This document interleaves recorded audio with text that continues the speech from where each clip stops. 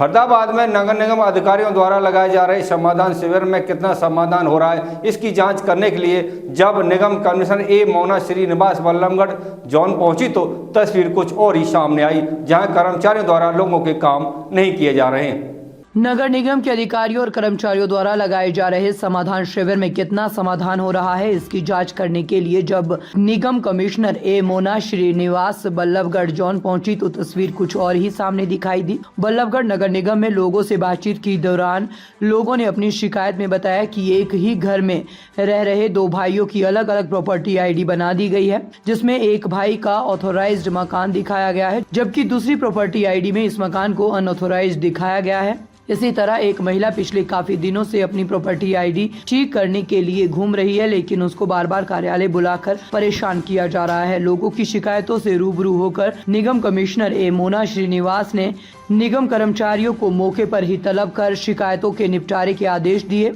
इस दौरान निगम कमिश्नर ने कहा कि निगम की हेल्प डेस्क को और ज्यादा बेहतर किया जा रहा है ताकि लोगों की समस्याओं का ज्यादा से ज्यादा समाधान हो सके। उन्होंने कहा कि समाधान शिविर में आने वाली करीब 75% शिकायतों का निपटारा किया जा रहा है, लेकिन कुछ ऐसी शिकायतें हैं जो विवादित है, इसलिए उनमें समय लग रहा है। शहर की सफाई व्यवस्था को लेकर निगम कमिश्नर ने कहा है कि इको ग्रीन के हटने के बाद डोर टू डोर कलेक्शन और उसके बाद उस कूड़े की डंपिंग पर काम किया जा रहा है। मैडम आज पहुंची है बल्लभगढ़, किस तरीके की चीजें सामने नजर आई? आपने इलेक्शन भी किया है बल्लभगढ़ नगर निगम। जो मुझे यहाँ पे लगी दो तीन चीजें, एक तो जो हमारा हेल्प डेस्क है, मैंने ज्वाइंट कमिश्नर को कहा है कि हम उसको और दुरुस्त करें, ताकि जो लोग आ रहे हैं, मैं देख रही हूँ बहुत सारों को ये नहीं पता कि कई सारे सिस्टम्स हमारे ऑनलाइन हैं और सिटीजन अगर ऑनलाइन सर्विसेज एक्सेस करते हैं तो उसको हमारे लिए भी और सिटीजन के लिए भी ट्रैक करना आसान होता है। तो एक तो पहली चीज ये है कि हम अपना जो ये हेल्प डेस्क है उसको हम IT बेस्ड कर दें so that people can access online services। दूसरा, प्रॉपर्टी टैक्स में ऑथराइज्ड है, अनऑथराइज्ड है, कुछ ऐसी प्रॉपर्टीज हैं जो सर्वे में गलत इंटीग्रेट हो गई थी। जैसे कि आपने अभी देखा, अभी एक महिला की वही एक रिक्वेस्ट थी कि उनकी 2 प्रॉपर्टी ID बन गई है या गलत इंटीग्रेटेड है। ये सारी सर्विसेज भी ऑनलाइन है, लेकिन उसका फायदा कई बार लोग इसलिए नहीं पहुंच पा रहा उनपे because they are not accessing these services. तो इस तरह के इश्यूज को भी हमने अभी मौके पे ही रिजॉल्व किया है कि जिनकी 2 ID बनी है उसकी एक ID हम हटा दें। इस सारे काम में अभी बैठ के इनका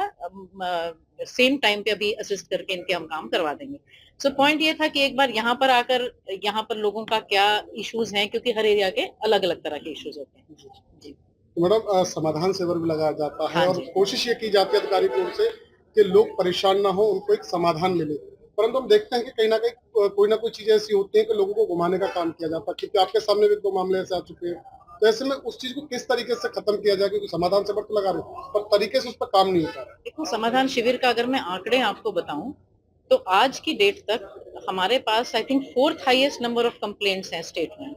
और 71% कंप्लेंट्स ऑलरेडी रिजॉल्व हो चुकी हैं। सो खाली ऐसी जो 30% कंप्लेंट्स जिनको मैं कहूँ जो अनरिजॉल्व हैं या पेंडिंग है, वो लार्जली वो होती हैं जिनमें या तो कोई नोटिस की कार्रवाई है, जो लीगल कार्रवाई है, या फिर कोई टेंडरिंग के प्रोसीजर है जिसमें समय लगता है। तो खाली इन 2 कारणों से समाधान शिविर में आने वाली कंप्लेंट्स में कुछ उसकी भी समय अवधि हम लोग तय करते हैं कि कौन सा काम 1 हफ्ते में होना है, कौन सा 1 महीने में होना है, और बकायदा उसकी ज्वाइंट कमिश्नर के लेवल पर, एडिशनल कमिश्नर के लेवल पर और मेरे लेवल पर हम तीनों बैठ के इसको टाइम टू टाइम मॉनिटर करते हैं, ताकि जो भी पेंडेंसी है वो with in time limit officers उसको डिस्पोज ऑफ करें। समाधान शिविर सबसे बड़ी प्रायोरिटी है इस समय, और लोगों की जो कंप्लेंट्स हैं कोशिश यही है कि उनको उसी समय जो हो सकती हैं हम सपोर्ट देके उसी समय रिजॉल्व करना है। सफाई व्यवस्था के लिए देखिए, सफाई में जब से इको ग्रीन के जाने के बाद हम लोगों ने अपनी व्यवस्था बनाई है और अभी नया वाला टेंडर अभी हम लोग बनाएंगे जो एक लॉन्ग टर्म टेंडर होगा, जिसमें कि आपका डोर टू डोर से लेके सेकेंडरी पॉइंट तक और सेकेंडरी पॉइंट से लेकर लास्ट पॉइंट तक इसका पूरा का पूरा अरेंजमेंट किया जाएगा, क्योंकि इस टेंडरिंग में थोड़ा टाइम लगेगा। तब तक हमने अपने रिसोर्सेज हायर भी किए हैं और जॉइंट कमिश्नर को भी ऑथराइज किया है कि वो सैंक्शन पर भी जहां पर उनको लगता है कि गैप है रिसोर्सेज में, वो ये अपने लेवल पर भी हायर करके रिसोर्सेज सफाई के लिए लगा सकते हैं। यूएलबी मिनिस्टर ने पिछले दिनों बात किया था कि जो कैटल फ्री है, क्योंकि फरीदाबाद को कैटल फ्री का दावा मिल चुका है 2017 में, पर अभी भी जो आवारा पशु रोड पर है, मंत्री जी ने कहा था कि जल्द से जल्द आवारा पशुओं पर कंट्रोल किया जाए, तो क्या उसको लेकर कोई काम हो पाया? उसको लेकर गौरव अंतिल जी यहाँ पर हैं, 1000 से ज्यादा हमारे स्ट्रे कैटल को हमने गौशाला को पहुंचाया है। इसके अलावा गौशाला में पहुंचाने की उनकी भी कैपेसिटी लिमिटेड है, तो इम्पोर्टेंट है कि हम अपनी गौशाला की कैपेसिटी बढ़ाएं। और दूसरा, जो लोग अपने गाय को शाम को बाहर दूध उसका धोआ और उसको बाहर छोड़ दे, तो लोगों से भी हम लोग रिक्वेस्ट कर रहे हैं कि आप इस तरह का काम ना करें कि आप जानवर को यूज करें और उसके बाद उसको सड़क पे छोड़ दें। गौशाला की कैपेसिटी को, क्योंकि I want to make it to the public, हमने अपनी गौशाला में 3 एकड़ लैंड एक गौशाला को और एक नई गौशाला MCF भोपानी गांव में, उसके लिए हमने लैंड आइडेंटिफाई करके उसका रेजोल्यूशन पास कर दिया। वहां पर हम एक अपनी गौशाला वहां पर भी खोलेंगे। ग्रेड 4 लागू हो चुका है मैडम, बड़ी जिम्मेदारी जो नगर निगम की बनती है, तो किस तरीके से काम चल रहा है? देखिए, जब भी ग्रैप 4 की रिस्ट्रिक्शंस आई हैं,